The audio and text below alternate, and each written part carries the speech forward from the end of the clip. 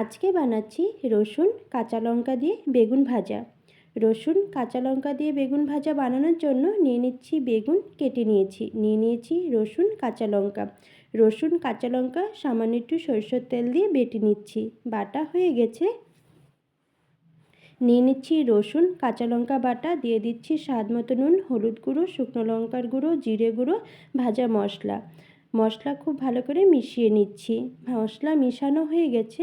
এখন কেটে রাখা বেগুনে ভালো করে মেখে নিচ্ছি।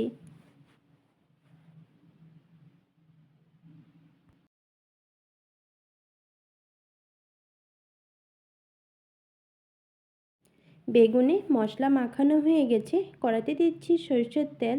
তেল গরম হয়ে গেছে। মশলা দিয়ে মেখে রাখা বেগুনগুলো এখন ভেজে নিচ্ছি।